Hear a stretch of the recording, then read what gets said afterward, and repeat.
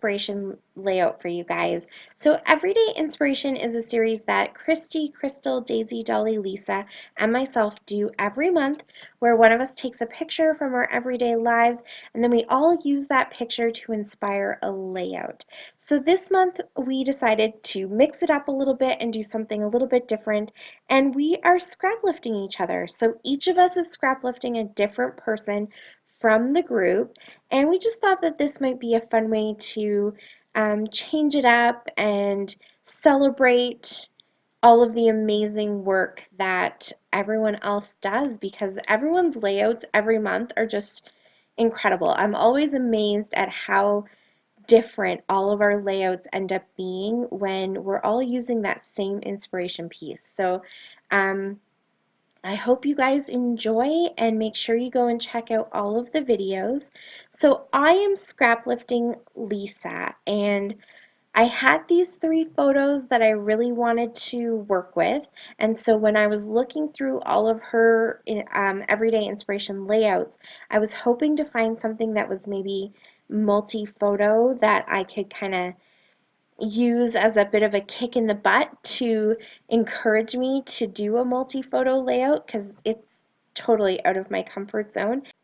And wouldn't you know it, she had exactly the layout that I was looking for. So back in the spring, when she actually was the person who took the inspiration picture, she used 3 photos in that layout, and I love how she worked with them. I find it so hard to do that, and going through all of Lisa's layouts, she uses lots of pictures all the time. So thank you so much, Lisa. I needed this to help me get more comfortable doing it. I tend to only scrap 1 picture per layout, sometimes 2 if they're smaller pictures.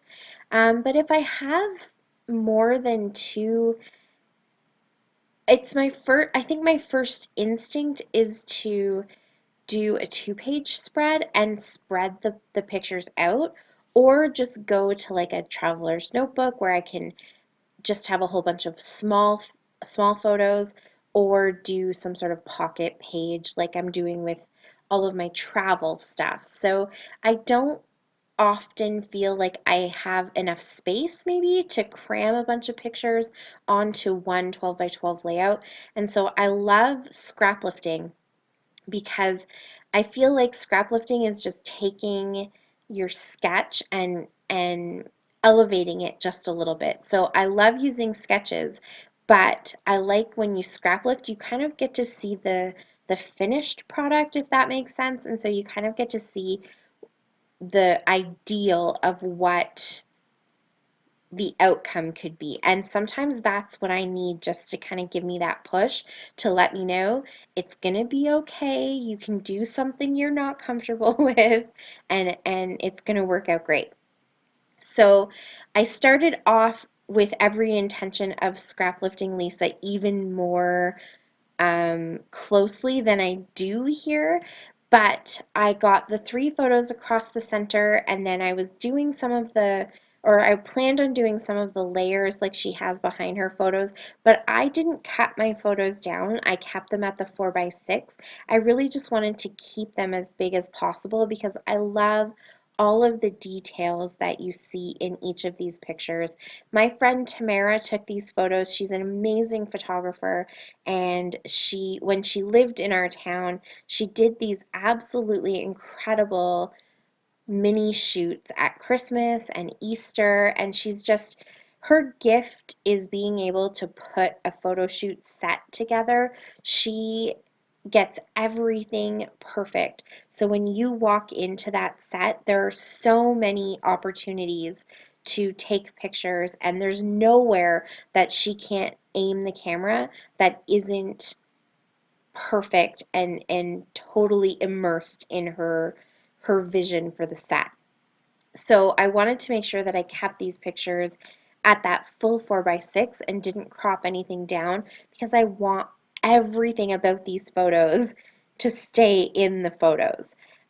So when I realized that my pictures are going to span the entire width of the paper, I didn't want to add too many extra layers in behind because I feel like the pictures are busy enough. But I did want to have a few. So I pulled out this photo play paper pack that I have. I can't believe I haven't even touched it. It's such a great collection. I have all the papers and I have the 12 by 12 sticker sheet, and they were still in their package and I haven't used it yet. And I think it's from last year, but it could even be from 2017, maybe? I don't know. It's super cute though, and it's just perfect for these photos. The the feel of this collection, I think it's called Christmas Plaid or Plaid Christmas, and so it definitely has that kind of farmhouse feel to it, and these photos are very vintage and kind of have that feeling of maybe being in Santa's stables or something along that line.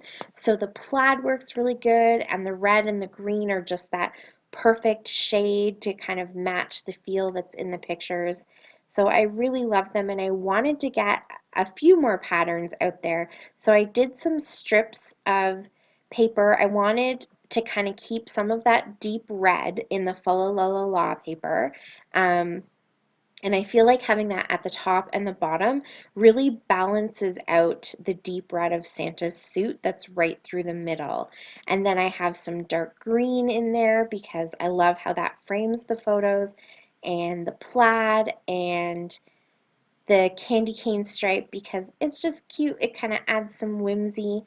And then Lisa always has banners in her layouts, really fun little banners that she'll put as clusters, or in some of her layouts, she'll do kind of like a big banner that is the mat for the photo. And so when I saw the paper that had the banners already done for me, I thought this is perfect. So I fussy cut that out and just put it at the top of my pictures. There's a little bit of white space kind of at the top where it's decorations that are hanging on the wall, and I figured the banners just can kind of blend into that. But I love again that they bring a little whimsy and just a little bit of kind of a fun element to the Santa pictures. And so I used a little bit of twine and some ribbon to kind of put across the border of those banners to make them look like they're hanging up. And I figured since I'm not going to do any really big embellishment clusters or add a ton of extra ephemera or anything like that, I wanted to bring in lots of texture because I think that's where I can add some interest without having a ton of stuff to kind of distract you from the photos. So the twine and the ribbon work really good for that. And then I have the Santa and that reindeer from the sticker sheet, and I kind of like that they're drawing your eye down into that middle picture because that's my favorite of three pictures. And then I decided to go for a title. I don't always put titles on there, but Lisa definitely always has titles on her layouts, so I wanted to have a title on mine. So I brought in extra texture with some glitter stickers and some that like kind of craft letter sticker. Those both come from Stampin' Up. And then that Santa and Rudolph, I brought kind of the foil look of the red. So again, a different texture that helps kind of make them stand out. Um, and I don't know where those came from. Those were given to me, so I'm not too sure. You kind of saw they all fell off of their backing paper, and so when I saw that, I realized because now they're all sticking to each other, I've got to get them used up or I think they're going to end up getting ruined. So I pulled those out and I spelled Santa and Rudolph, and I think that that's kind of fun. It adds that little bit of kind of shine to the layout. Um, I found some clips. That's what I was just showing you there. So again, a little bit more texture, and that adds a little bit of extra reindeer into the layout. So I've got this little red enamel clip going down at the bottom by Santa, and then I have another reindeer head going up here at the top. That fa la la la la is a sticker, but it's more of a matte finish or like a cardstock finish, so I really liked that. And I have that just weird random holly and berry chipboard piece that I found in my ephemera, and there's some gold kind of, I don't know what those are, down at the bottom, leaves down at the bottom. Then I splattered everything with some gold Heidi Swap Color Shine and some red, white, and green enamel dots from Stampin' Up! And that's it. That's my layout for this month. Thank you so much for watching. I really appreciate it. I hope you hop on over to the other ladies because their layouts are going to be gorgeous as well. And if you have any questions, you can leave them for me in the comments down below. All their links are in the description box. And until next time, happy scrapping and Merry Christmas. Bye.